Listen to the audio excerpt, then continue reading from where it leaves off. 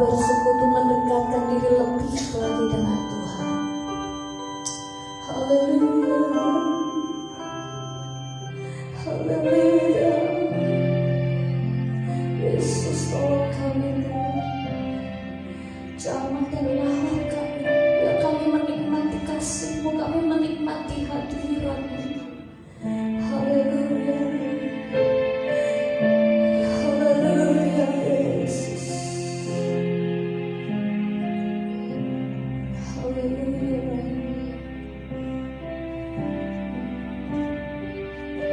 Sampai indah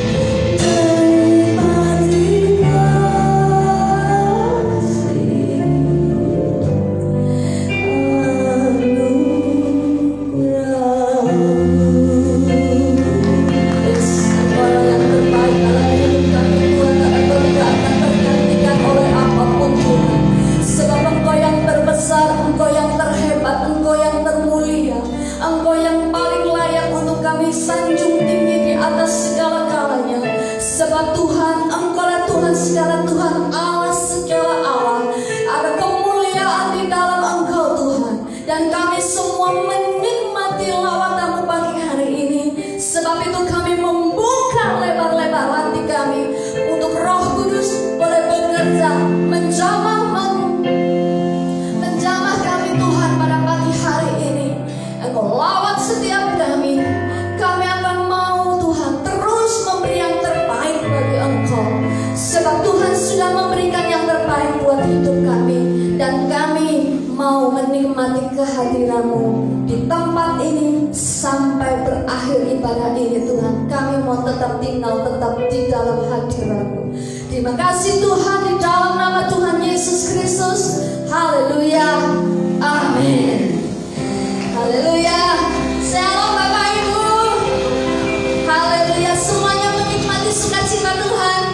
Amin. Kekuatan kesehatan Tuhan sudah berikan dalam hidup kita. Mari kita memberi yang terbaik dengan kita memuji serta menari bagi Tuhan seperti kau menari.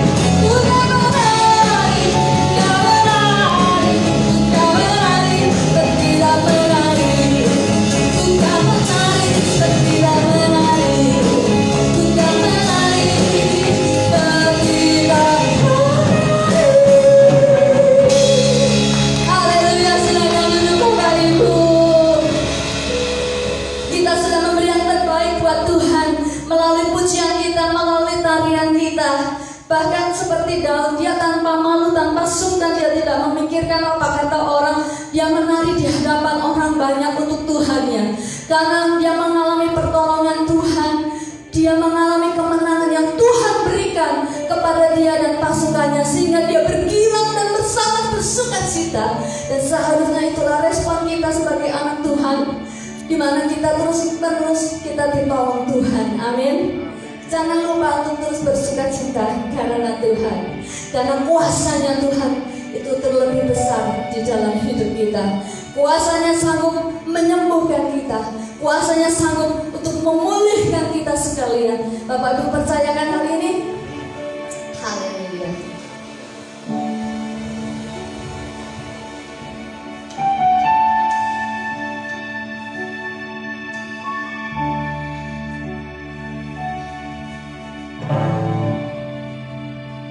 Kuasa-Mu terlebih besar,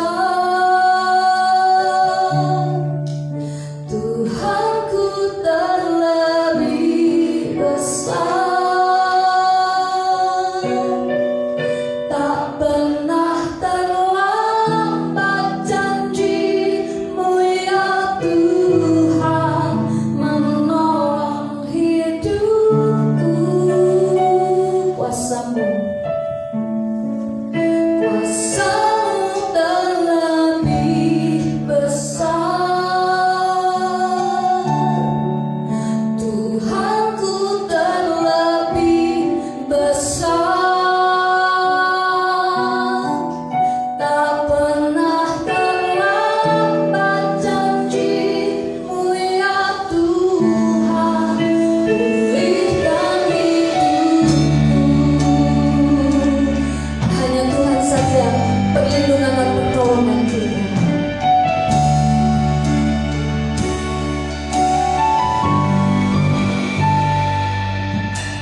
Hanya Kau Tuhan penolongku,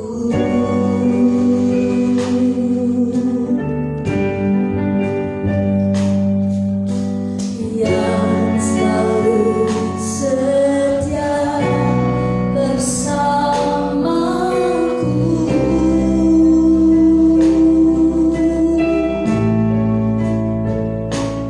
Kasih-Mu yang sanggup mengubah kehidupanku. Sungguh ku berserah, sungguh ku percaya, kuasa-Mu terlebih besar,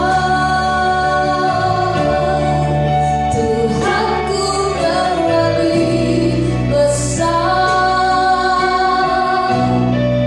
Tak pernah terlambat janji-Mu ya Tuhan, menolong hidupku. Kuasa-Mu terlebih besar, kuasa-Mu terlebih besar, Tuhanku terlebih besar. Tak pernah terlambat janji-Mu ya Tuhan, pulihkan hidupku.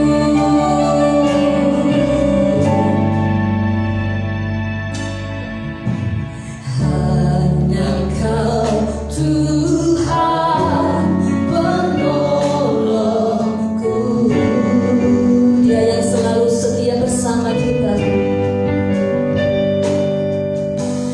yang selalu setia bersamaku.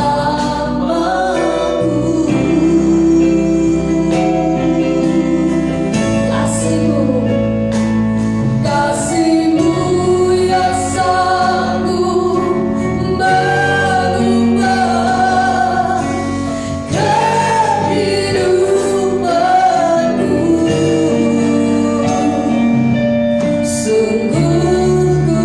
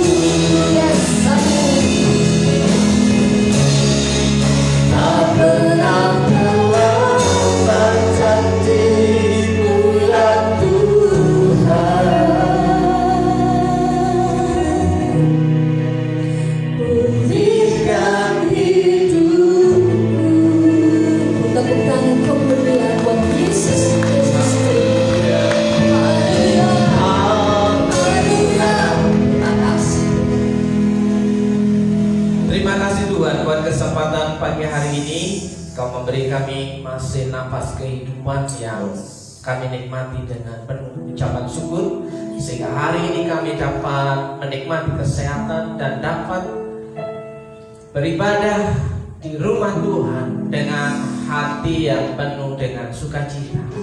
Tuhan, kami mau merenungkan kebenaran firman-Mu. Kau mengurapi hamba-Mu, melawat setiap umat-Mu yang hadir dan yang mengikuti ibadah live streaming pada hari ini. Tuhan menjamah, Tuhan melawat, Tuhan menolong, dan Tuhan memberikan jalan keluar atas segala masalah dan pergumulannya. Kami tahu Tuhan bahwa Engkau Allah yang sama. Kami percaya Tuhan bahwa Engkau Allah yang berkuasa dan berdaulat. Amin. Biar pagi hari ini kami menemukan satu titik terang dan jawaban Tuhan yang mengagumkan. Amin. Kami mempersilahkan Kau bekerja seluas-luasnya. Roh Kudus, Engkau memberi hati yang lemah lembut untuk menerima kebenaran firman-Mu. Beri kami kekuatan untuk mengerti dan melakukan. Terima kasih Tuhan Yesus, dalam berkat nama Yesus yang siap untuk menikmati berkat firman Tuhan, katakan amin. Amin. Beri kemuliaan Tuhan kita Yesus. Silakan duduk Ibu Bapak Saudara yang dikasih Tuhan. Selamat pagi. Shalom. Apa kabar? Luar biasa. Saudara yang dikasih Tuhan, hari ini minggu yang terakhir di bulan Januari. Saudaraku yang dikasih Tuhan, menutup bulan Januari dengan penuh sukacita. Amin. Mari Bapak Ibu dan Saudara, kita membaca Alkitab kita dari Galatia pasal yang ke-6. Galatia pasal yang ke-6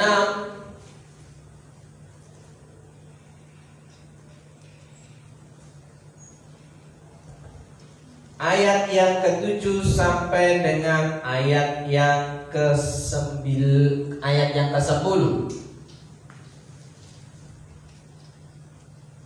Yang sudah ketemu katakan amin. Haleluya.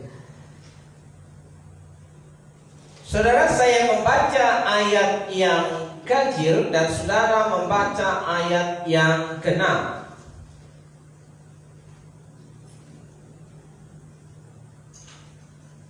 Begini bunyi firman Tuhan, Galatia pasal yang ke-6 ayat yang ke-7. Jangan sesat. Allah tidak membiarkan dirinya dipermainkan. Karena apa yang ditabur orang itu juga yang akan dituainya. 8.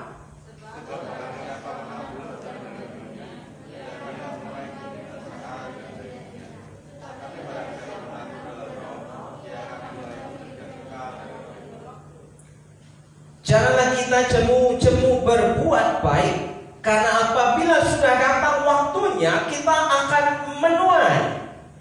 Jika kita tidak menjadi lemah. Ayat 10.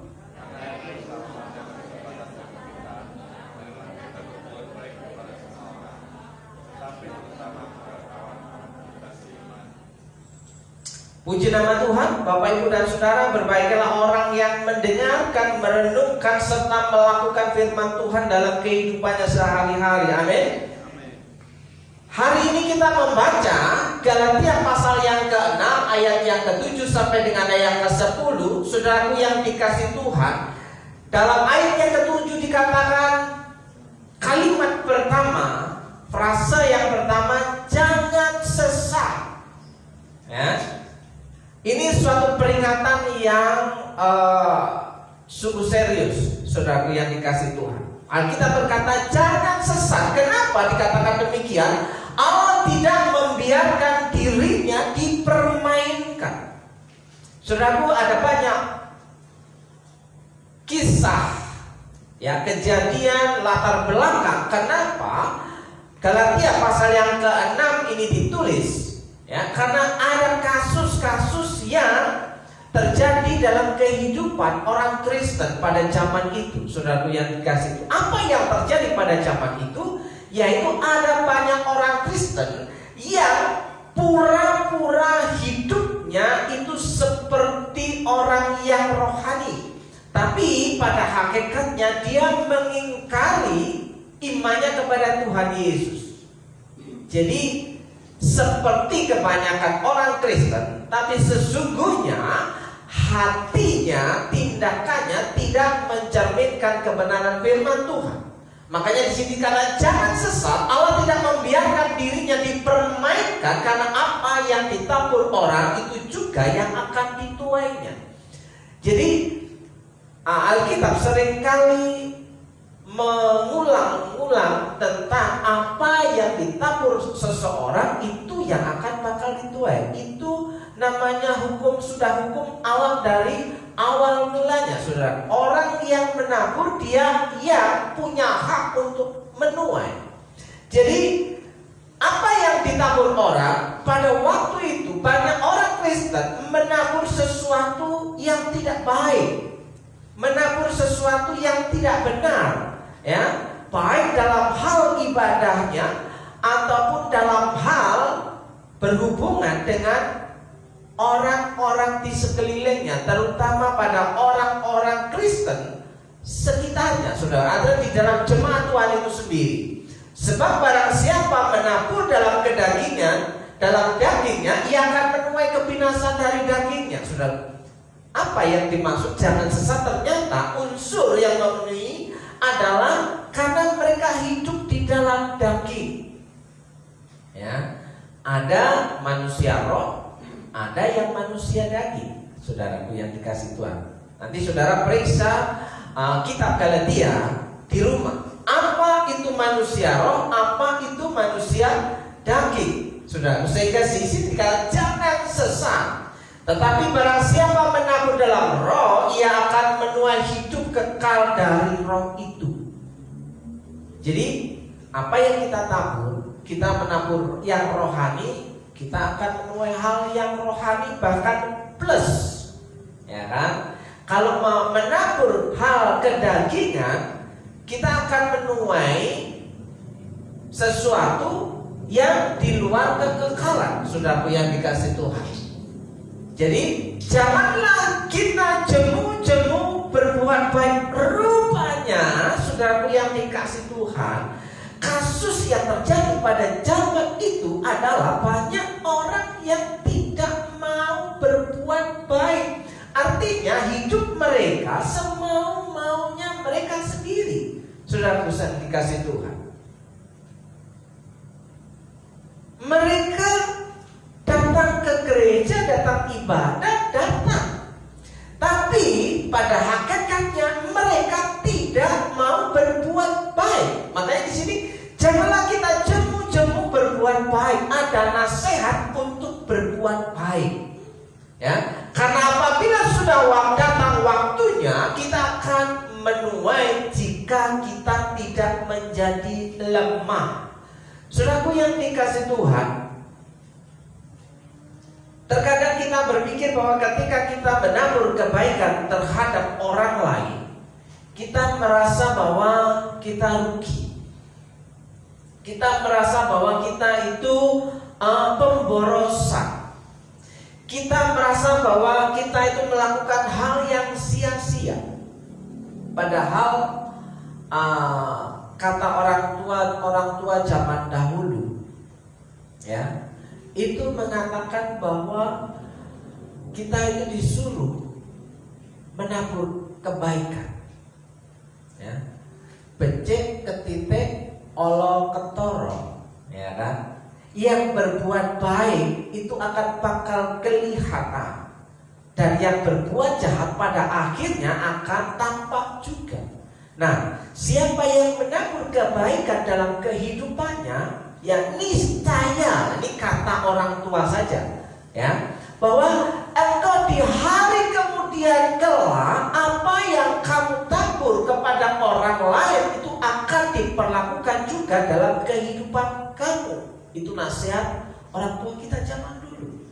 Kalau kita pada waktu dulu berbuat jahat, tidak mau melakukan kebaikan dengan orang lain, maka apa yang kita tuai pada hari-hari mendatang, hari-hari ini dan hari-hari mendatang, itu adalah buah daripada apa yang kita lakukan pada waktu-waktu yang lampau, saudara.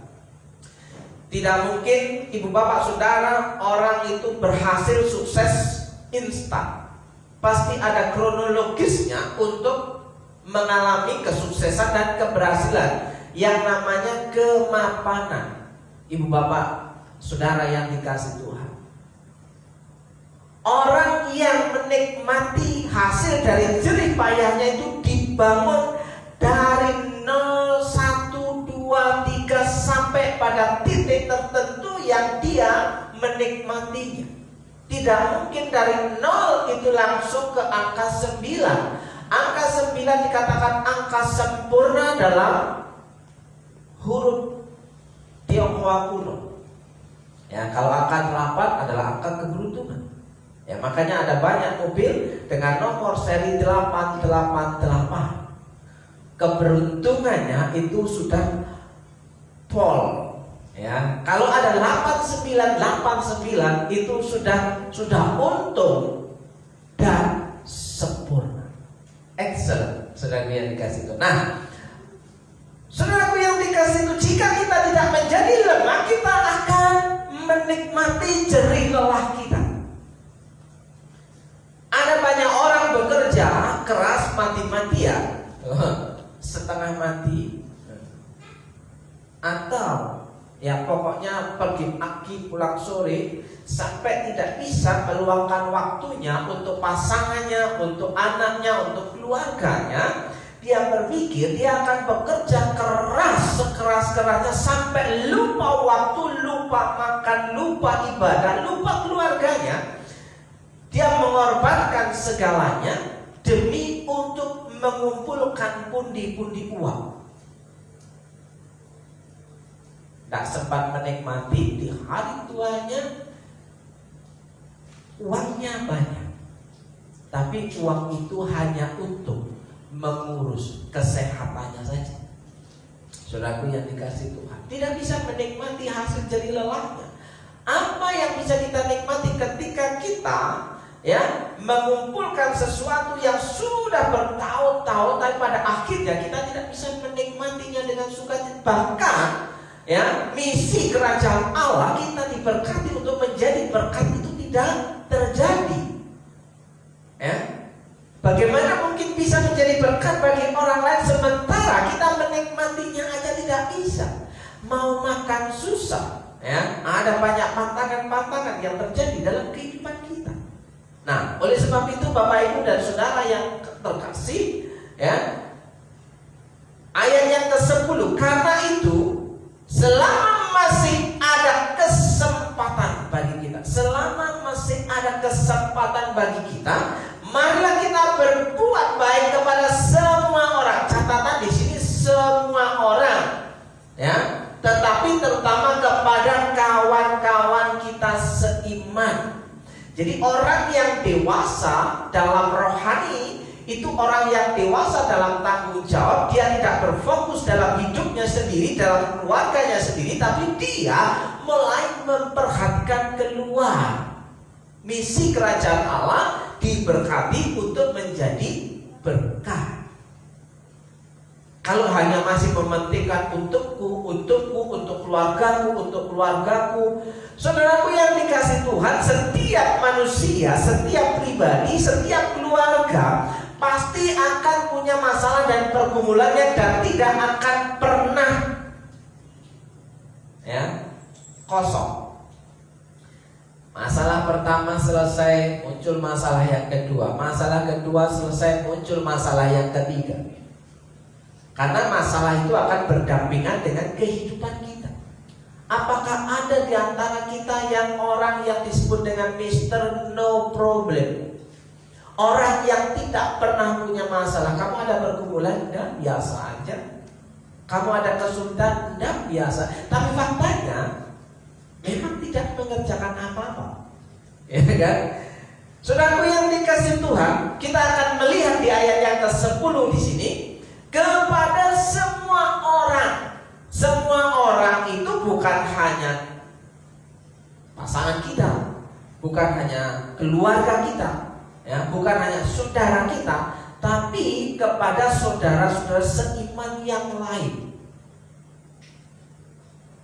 Ujian orang Kristen terhadap penerimaan berkat Tuhan, apakah ia bisa jadi berkat bagi orang lain, bukan hanya bagi keluarganya sendiri.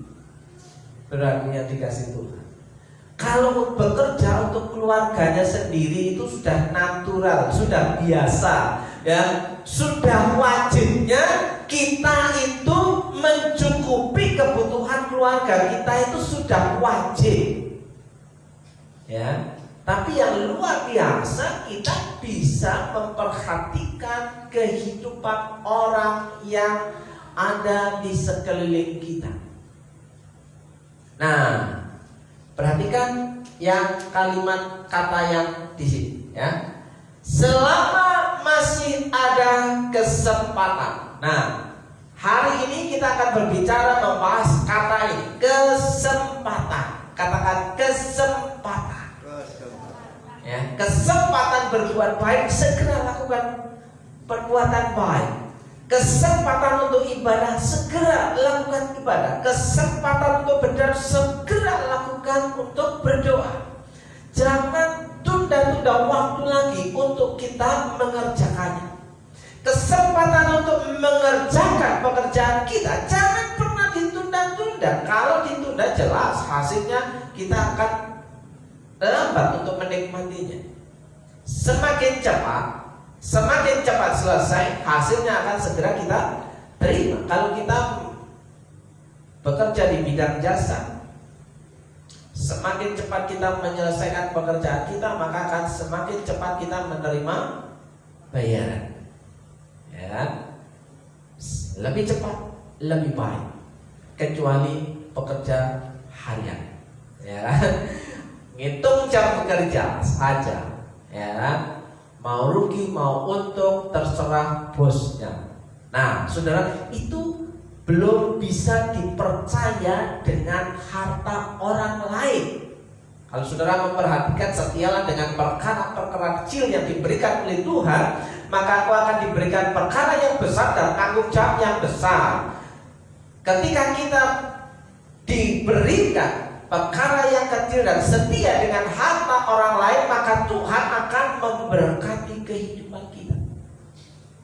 Tanggung jawab kita adalah ukuran bagaimana Tuhan memberikan berkat yang bakal kita terima.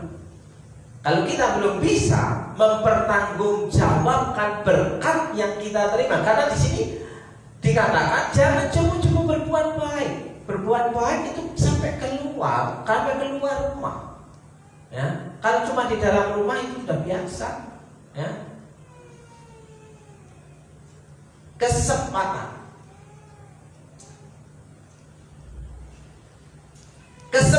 adalah berbicara tentang waktu. Kesempatan itu berbicara tentang waktu, ya. Oportunitas, peluang dalam kehidupan. Suatu peristiwa, kejadian yang pasti punya alasan tertentu itu bisa terjadi. Itu namanya kesempatan, yang disebut dengan opportunity, ya. Nah, saudara, ternyata selama ini saya belum cek ke kata asli terjemahan yang sudah kita terima ini. Ketika saya belajar kembali ke teks aslinya, rupanya kata kesempatan dalam ayat yang ke-10 itu dipakai kata kairos. Saudara pasti sering mendengar dengan kata kairos, ya. Kairos berdampingan dengan kronos. Oh, boy, panganan apa ya? Makaroni apa ya? Ya. Kalau kronos, nah ini bahasa Yunani, Bapak Ibu dan Saudara. Kronos itu berbicara tentang kronologi. kronologi peristiwa dalam sejarah yang dilakukan oleh manusia.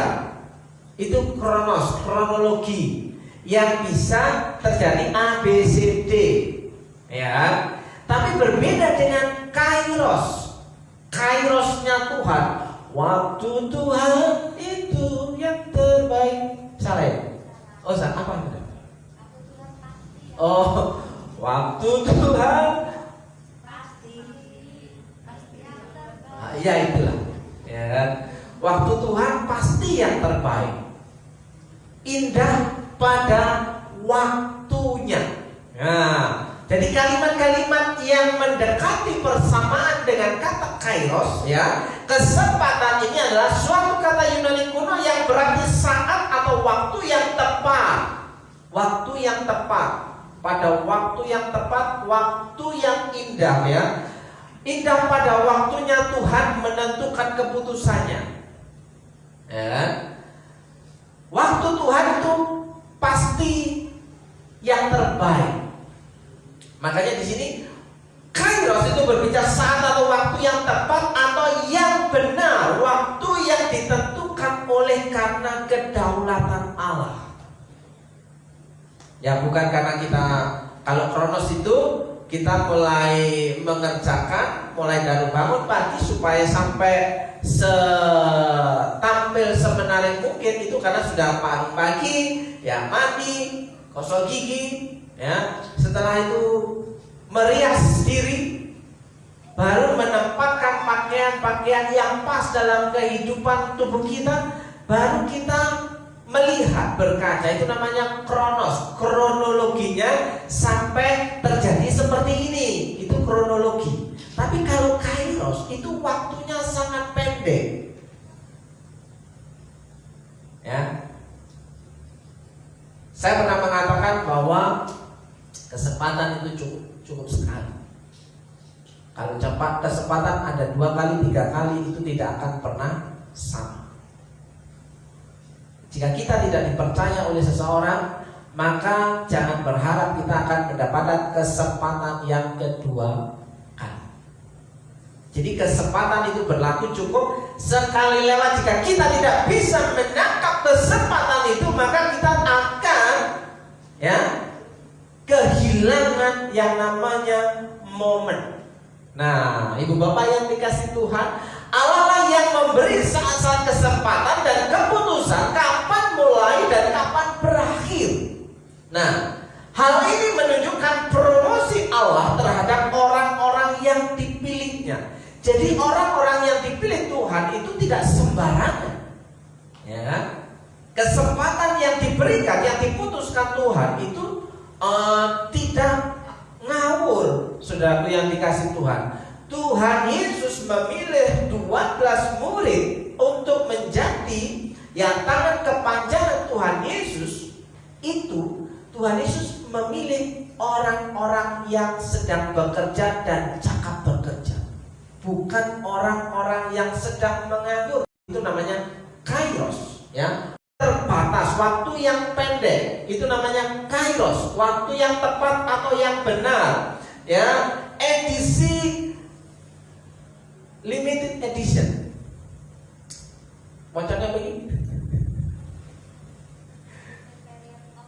Nah itu ya. Jadi waktu yang tidak bisa diulangi lagi, ibu bapak, itu namanya kairos, waktunya Tuhan. Tidak ada kesempatan yang kedua untuk menerima promosi Tuhan ini. Jika kita tidak bisa menangkap kesempatan itu, maka promosi Tuhan itu akan lewat begitu saja. Nah, hari ini bangunlah dari tidur kita, artinya terjagalah, tercelilah mata kita supaya kita bisa melihat bahwa firman Tuhan itu sedang berbicara dalam kehidupan kita. Jadi firman Tuhan itu bukan seperti kita baca koran, saudaraku. Kalau kita baca koran, dipilih yang suka saja. Kalau baca koran, baca majalah, dipilih yang suka saja. Tapi firman Tuhan itu harusnya berbeda. Level Alkitab itu harusnya lebih tinggi dari semua bacaan yang kita punya, ya.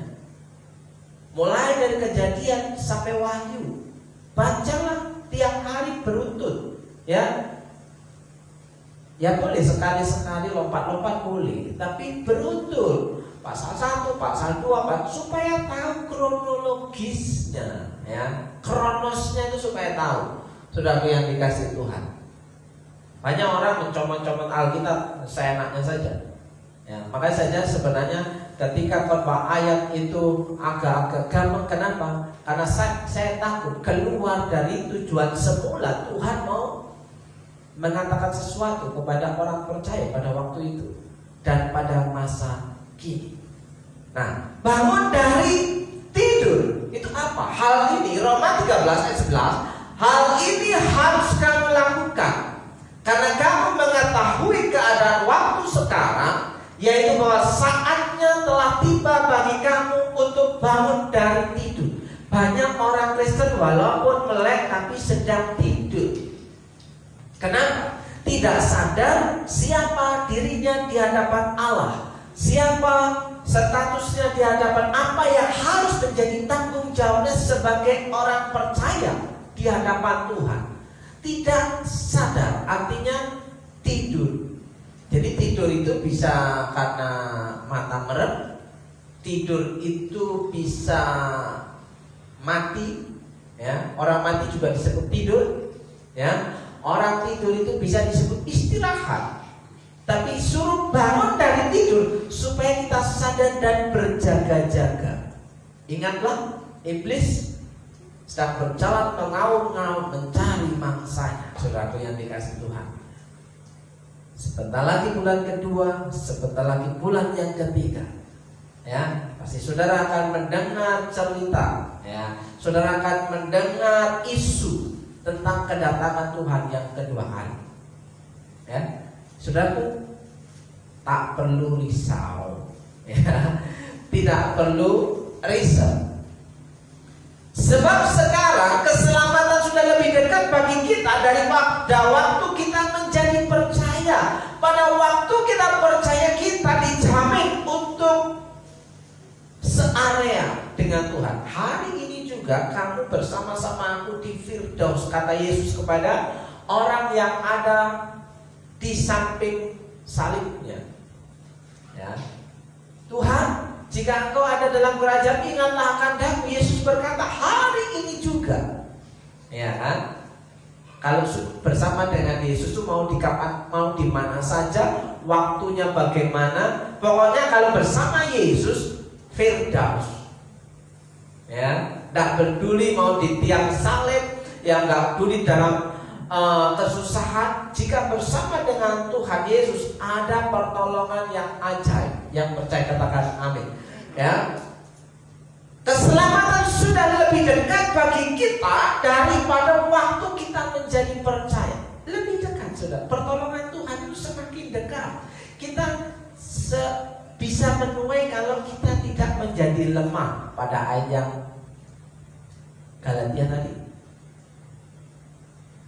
jangan menyerah. Gagal coba lagi, gagal coba lagi. Jatuh bangun lagi, jatuh bangun lagi. Itu artinya kalau kita sudah mulai putus asa, sebenarnya di situ sudah dekat sekali. Air sudah dekat katanya. Berkat Tuhan itu sedang OTW, saudara yang dikasih Tuhan. Entah OTW-nya alamatnya kemana? Apakah alamatnya itu menuju alamat kita atau menuju ke tempat yang berbeda? Pastikan saudara memberikan alamat yang pasti dan akurat, saudaraku, supaya tidak salah alamat. Oke? 2 Korintus 6 ayat 2, sebab Allah berfirman, pada waktu aku berkenan, aku akan mendengarkan engkau, dan pada hari aku menyelamatkan, aku akan menolong engkau. Keselamatan itu sudah dekat, pertolongan itu sudah dekat. Jika kita tidak menjadi lemah, apa yang kita tabur itu yang akan kita tuai. Saudaraku yang dikasih Tuhan, aku akan menolong engkau. Sesungguhnya waktu ini adalah waktu perkenanan itu. Sesungguhnya hari ini adalah hari penyelamatan itu. Jadi bagaimana orang Kristen yang mengaku percaya kepada Tuhan mengalami kairosnya Tuhan. Ya, indah pada waktunya. Ya, tepat pada waktunya. Waktu Tuhan itu pasti yang terbaik. Bagaimana? Saudaraku, ini tidak ada rumusan. Tidak ada rumusan. Ya, tidak ada resep. Kita hanya mendengar, melihat apa yang firman Tuhan katakan. Ya. Cuma butuh satu momen untuk kita diangkat Tuhan dan dipromosikan Tuhan. Cuma butuh satu momen. Nah, kita akan melihat ceritanya, saudaraku. Hari besok, hari Selasa, saudaraku, ada saudara-saudara yang merayakan pergantian tahun baru, ya. Di situ apa yang diucapkan, saudaraku? Kalau kita ketemu, kongsi, wacai, artinya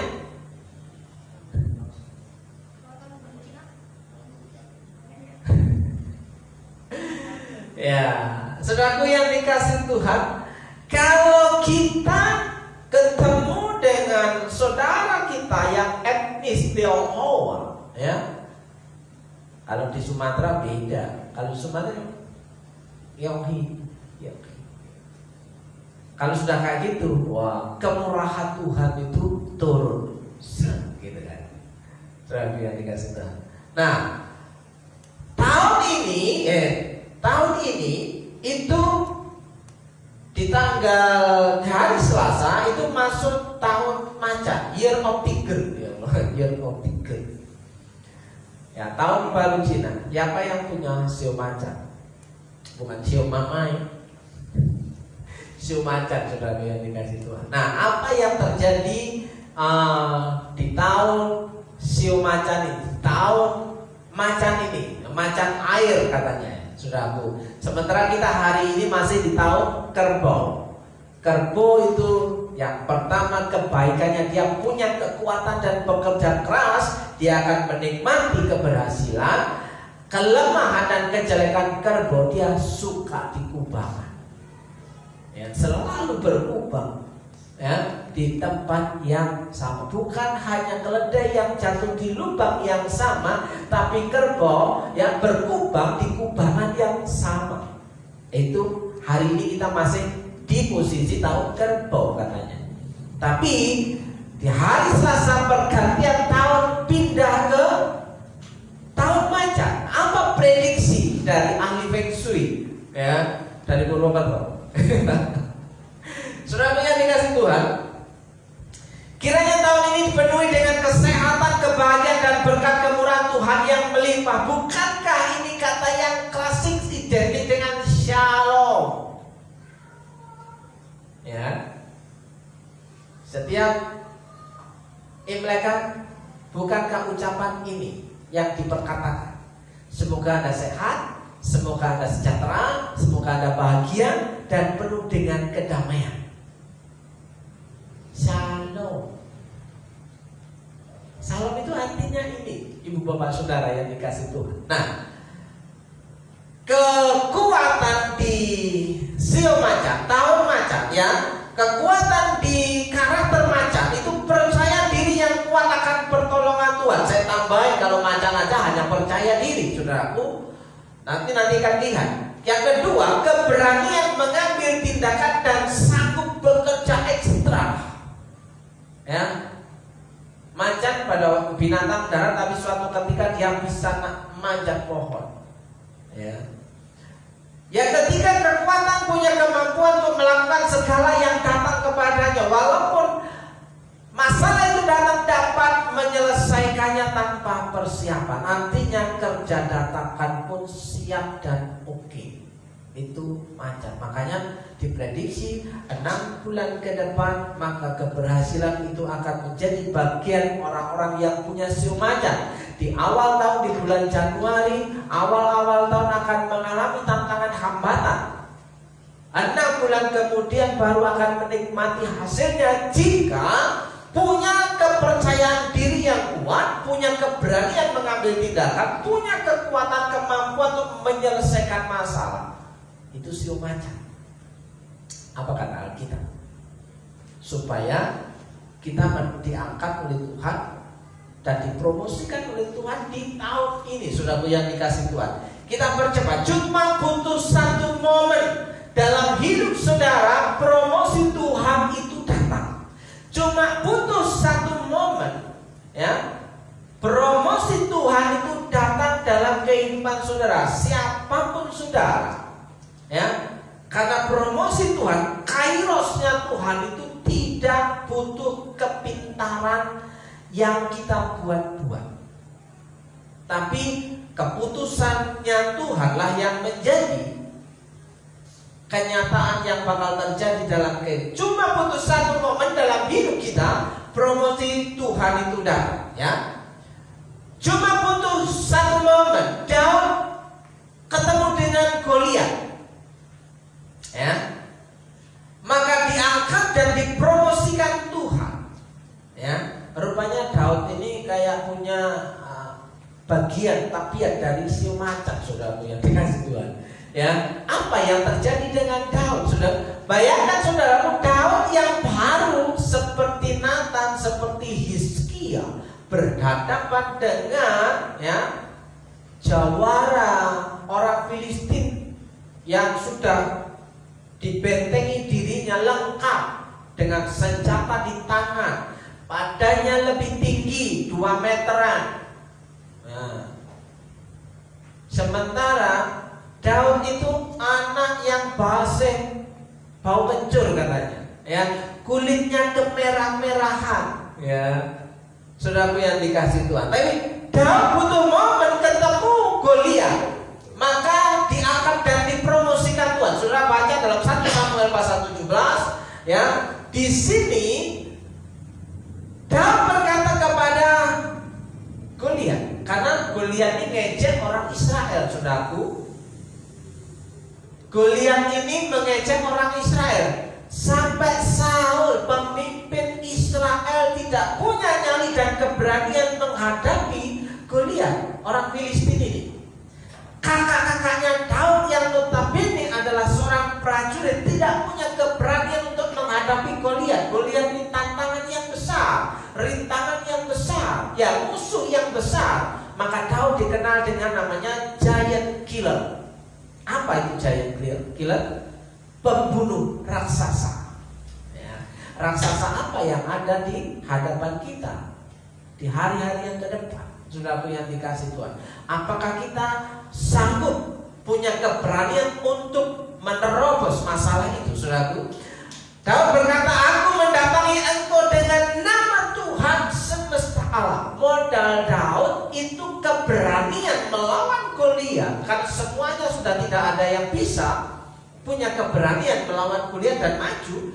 Daud yang cuma penggembala 2-3 ekor kambing domba, maju diejek sama kakaknya. Kamu ini bisa apa sih? Ya, kamu ini bisa apa sih? Tapi hanya Daud yang punya satu momen khusus dipromosikan Tuhan menjadi pemimpin menggantikan Saul. Saudaraku yang dikasih Tuhan, percaya diri yang kuat akan pertolongan Tuhan. Aku mendatangi engkau dengan nama Tuhan. Apa masalah hidup saudara hari-hari ini? Saudara bisa meniru gaya Daud. Aku akan maju berjalan bersama dengan Tuhan dalam nama Yesus. Pasti selesai, pasti bisa, pasti sehat. Jangan mudah-mudahan. Saudaraku, kalau janjian dengan seseorang dengan pakai kata mudah-mudahan, saudaraku merasa yakin bahwa orang itu bisa datang. Mudah-mudahan saya bisa datang ke rumah saudara. Saudara bisa yakin kalau orang itu pasti datang? Ada. Tapi yang saudara harapkan, ya, besok saya menyediakan waktu untuk datang ke rumah saudara. Saudara akan persiapan. Tapi kalau janjian, apalagi janji bisnis, mudah-mudahan kita bisa ketemu lagi. Nah, saudaraku, jangan harap saudara akan kedua kali untuk melakukan kegiatan bisnis di situ. Yang pertama, Daud cuma butuh ketemu Goliat, ya, untuk diangkat dan dipromosikan Tuhan. Yang kedua, ya, Daniel butuh momen Raja Nebukadnezar itu mimpi dan Daniel bisa mengartikannya. Daniel dipromosikan Tuhan cuma butuh ketemu dengan Raja Nebukadnezar yang mimpi, dan Daniel bisa mengartikannya. Saudaraku, ingat pada waktu Raja Nebukadnezar itu punya mimpi, dia memanggil ahli-ahli orang yang bijaksana seantero negerinya. Jika bisa akan diangkat oleh raja menjadi bagian penguasa dari kerajaan, tapi kalau tidak bisa akan dipenggal kepalanya. Resikonya kalau tidak bisa mengartikan mimpi Raja Nebukadnezar akan mati. Tapi di sini Daniel punya keberanian untuk mendatangi istana, ya, mendatangi raja untuk mengatakan, saya siap untuk mengartikan mimpi raja. Saudara baca Daniel pasal 2 sampai pasal yang keempat. Saudaraku yang dikasih Tuhan, Daniel pasal 2 ayat yang ke-16. Maka Daniel menghadap raja dan meminta kepadanya supaya ia diberi waktu, diberi kesempatan, ya, untuk memberitahukan makna itu kepada raja. Bandingkan ayat yang ke-48. Setelah Daniel memberitahu arti mimpi raja, di situ raja menghormati Allah Israel. Yang pertama. Yang kedua, Raja Nebukadnezar begitu kasihnya kepada Daniel dan kawan-kawan serta bangsa Israel. Yang ketiga, Daniel diangkat menjadi penguasa kerajaan. Hanya butuh satu momen, ya, Daniel dipromosikan dan diangkat oleh Tuhan oleh karena bisa mengartikan mimpi raja. Cuma butuh satu momen. Oh, sudah Elisa. Yusuf bertemu juru minuman dan juru roti dan artikan mimpinya. Nah, kalau Yusuf ini kisahnya gak panjang, Bapak Saudara. Yusuf sampai harus dibuang, dijual, dianiaya, dipelokoto sama saudara-saudaranya, ya, dimasukkan penjara, difitnah, digoda, dipenjara, saudaraku, ya. Yusuf tetap tahan teguh pendiriannya. Dan pada akhirnya cuma butuh satu momen, Yusuf bertemu juru minum dan juru roti di penjara dan artikan mimpinya, sehingga pada waktu itu, ya, Yusuf memberikan arti kepada mimpi juru roti dan mimpi juru minuman. Yang satu dibinasakan, yang satu diselamatkan. Dan pada waktu ketika raja mimpi lagi, nah, si juru minum ini bilang sama pengakuan dosa sama raja, saya mau mengaku kesalahan saya dulu, karena saya sampai hari ini tidak pernah cerita kalau yang mengartikan mimpi saya adalah orang Ibrani yang ada di penjara. Siapa dia? Dia lagi Yusuf. Akhirnya Yusuf dipanggil oleh raja. Saudaraku yang dikasih Tuhan, Tuhan cuma butuh satu momen untuk mengangkat dan mempromosikan hidup saudara. Asal saudara tetap di jalan Tuhan, on the track, on the truth. Apa track truth? Ya, asal hidup kita ada di jalan Tuhan, on the track, on the truth, di jalurnya Tuhan, bergerak, bukan berhenti.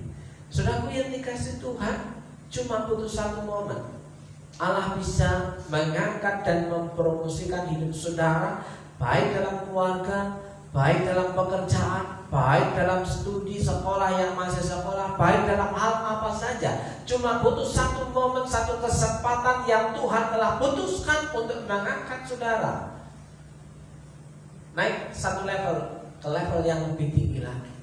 Apakah itu yang akan menjadi jawaban kita di tahun ini atas kehidupan kita? Asal kita berada di jalur yang benar, asal kita berada di jalan Tuhan, on the track and on the truth. Berada di jalur Tuhan, berada di jalur yang benar. Apakah saudara orangnya? Ya. Saudara mulai berdoa, baru 1 bulan pertama di tahun yang baru ini, masih ada 11 bulan lagi. Apakah kita mau menggenapi firman Tuhan hari ini? Saudara yang dikasih Tuhan, datang kepada Allah, beribadah kepada Allah untuk menerima, melaksanakan kebenaran firman. Kalau saudara membaca renungan harian, ya, kita sepanjang setiap hari sudah sampai pada kitab Keluaran pasal 19. Saudara yang dikasih Tuhan, ayat 7 dan 8, lalu datanglah Musa dan memanggil para tua-tua bangsa itu dan membawa ke depan mereka segala firman Tuhan yang diperintahkan Tuhan kepadanya. On the track and on the truth, berada di jalurnya dan berada di jalur yang benar, itu sama seperti ini. Segala yang difirmankan Tuhan akan kami lakukan. Maka Musa memberikan laporan jawab kepada Tuhan bahwa orang Israel itu bersedia melakukan firman Tuhan. On the track, on the truth. Maka apa yang terjadi? Keselamatan sudekat, pertolongan Tuhan sudekat, ya, pemeliharaan Tuhan itu tambah dekat. Oke. Allah mendukung saudara yang siap di jalurnya Tuhan. Dukungan Allah itu bisa terjadi jika kita mau mendekati Dia. Jika kita mau mendekati Allah dengan kerendahan hati, tanpa melihat ke kanan ke kiri, kita fokusnya hanya kepada Tuhan. Carilah dulu kerajaan Allah dan kebenarannya. Kita fokus hanya kepada Tuhan, maka di sini Tuhan Allah kita akan mendukung kita. Ingat pada ayat yang keempat dan 5, ini versi bahasa Indonesia masa kini saya membacakan. Kamu sudah melihat apa yang kulakukan terhadap orang Mesir dan bagaimana aku membawa kamu kepadaku di tempat ini dengan kuasa besar. Seperti burung Raja Wali membawa anaknya di atas sayapnya. Sekarang kalau kamu taat kepadaku dan setia kepada perjanjianku, kamu akan kujadikan umatku sendiri, harta kesayanganku, kata Tuhan. Tetapi kamu akan menjadi milik kesayanganku. Kalau kita itu milik Allah, pasti kita itu dipelihara seperti biji matanya. Jika saudara dan saya itu milik kesayangan Allah, pastikan bahwa saudara adalah berada di jalan yang benar, di jalan Tuhan, di jalur yang benar, di jalan yang tepat, paling baik. Nah, saudara yang dikasih Tuhan, cara hidup yang baik, takut akan Allah, akan memberikan petunjuk, tahu dan sadar akan tugas serta tanggung jawab apa yang harus dikerjakan. Ya, masih di Keluaran pasal 18 ayat 20, kemudian haruslah engkau mengajarkan kepada mereka ketetapan-ketetapan dan keputusan-keputusan dan memberitahukan kepada mereka jalan yang harus dijalani dan pekerjaan yang harus dilakukan. Ada petunjuk, ada action. Kalau sudah dikasih petunjuk, dilakukan. Simple. Cuma butuh satu momen, saudara memberkati hidup saudara yang spektakuler itu, ya, Tuhan bisa mengangkat saudara ke level yang lebih tinggi. Hanya butuh satu momen. Apa yang momen itu bakal terjadi dalam kehidupan? Tangkap dengan segera. Amin.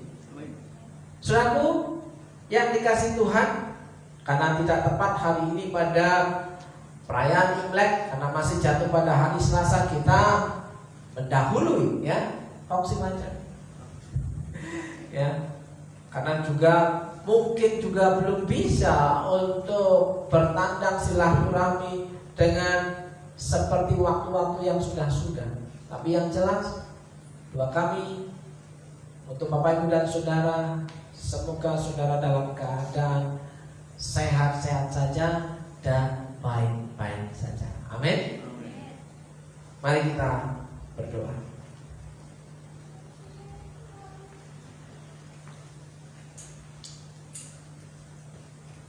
Terima kasih Tuhan buat kesempatan hari ini kami boleh melihat,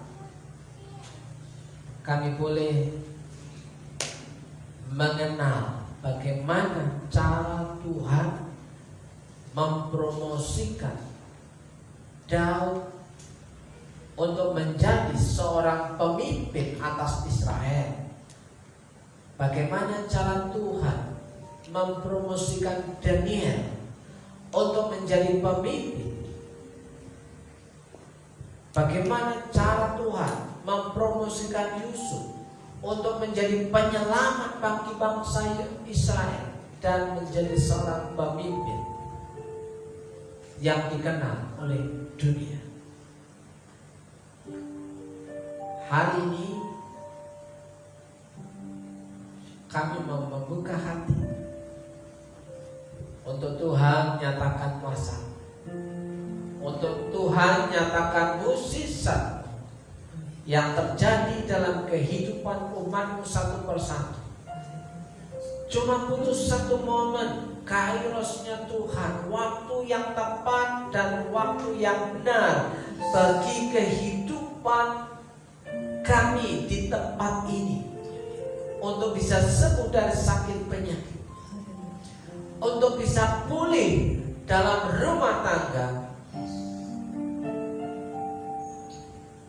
untuk bisa menemukan jalan keluar atas pekerjaan-pekerjaan yang dilakukan umat Tuhan di tempat ini. Bahwa berkat pemeliharaan Tuhan yang melimpah itu bisa digenapi dalam kehidupan umatmu di tempat ini. Tidak ada kata yang bisa membuat hidup kami jauh daripada kasih Tuhan jika kami mau datang mendekati Tuhan.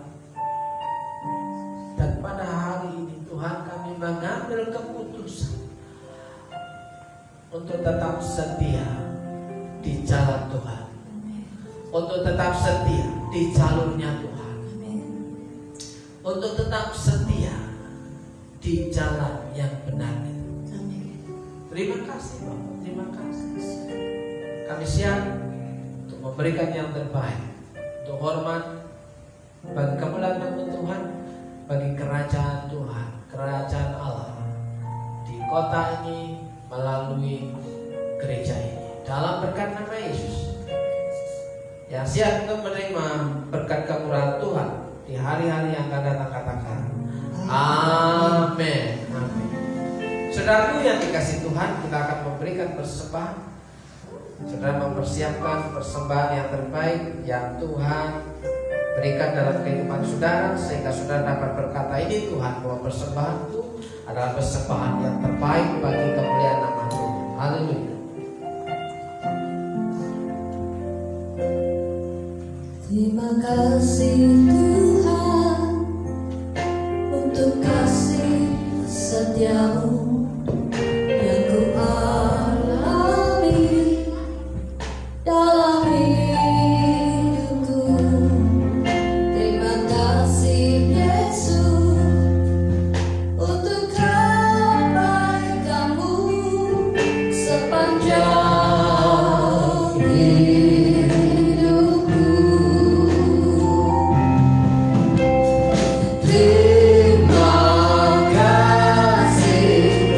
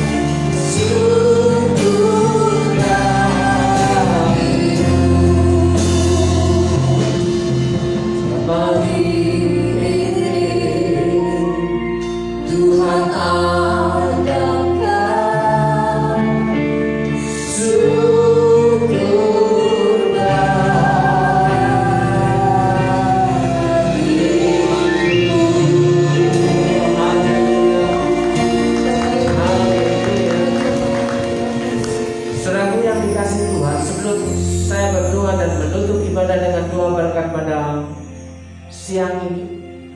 Saya akan mau memberikan giveaway kepada saudara satu orang. Ya. Bagi siapa saudara yang tahu dengan tepat, silakan maju ke depan. Satu orang, ya. Siapa yang tahu ulang tahun gereja GBS Purwokerto tanggal berapa?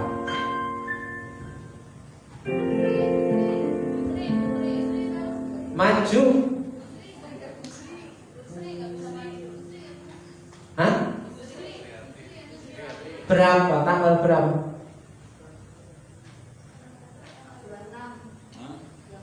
26 itu ulang tahun saya.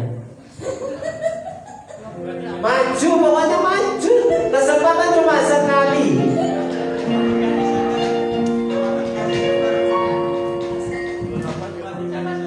Sudah maju duluan. Tahun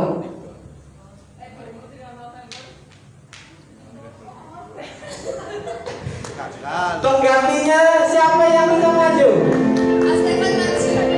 Maju.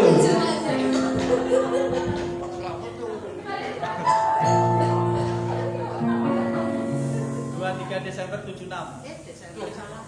23 November. Yang bisa dengan tepat maju, salah. Tahunnya salah. 23 November 86. Hah? 23 23 November 86. masih salah. Saya hitung sampai 10. Jika pada angka yang ke-10 tidak ada yang bisa menjawab, berarti batal. 1, 2, 3, 4, 5, 6, 7 setengah, 8,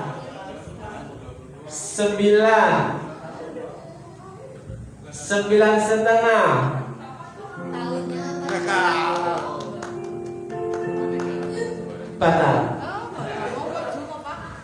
Monggo, kesempatan yang kedua. 23 November 85. Batal. Batal. Tutup.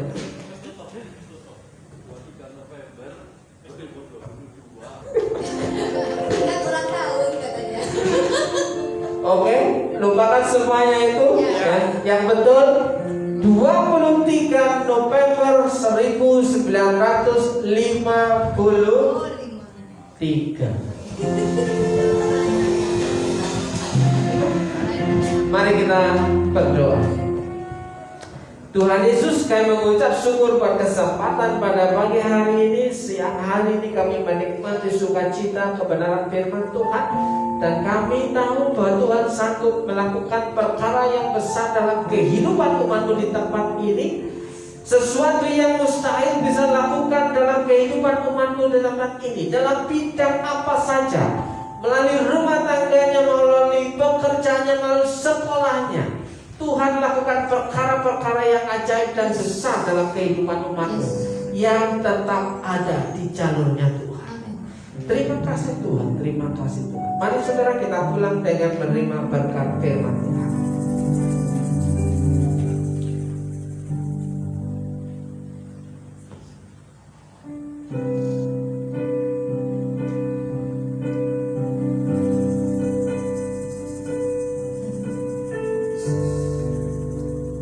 Jika kau baik-baik mendengarkan suara Tuhan Allahmu dan melakukan dengan setia segala perintahnya yang kusampaikan kepadamu pada hari ini, maka Tuhan Allahmu akan mengangkat engkau di atas segala bangsa di bumi.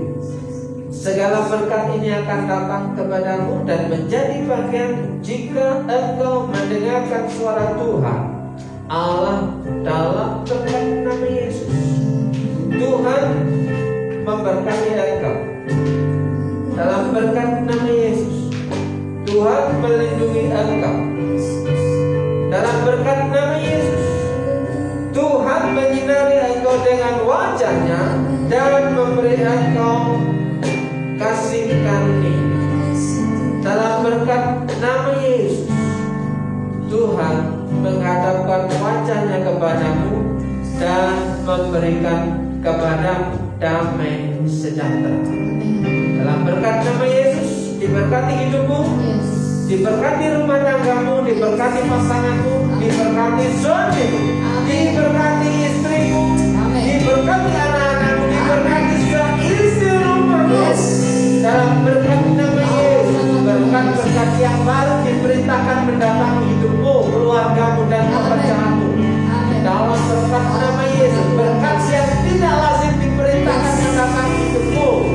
Dalam berkat nama Yesus, diberkati pekerjaan-pekerjaanmu, diberkati usahamu, diberkati warungmu, diberkati tokomu, diberkati cerita dalam dari kemarin hari bahkan hari-hari yang akan datang.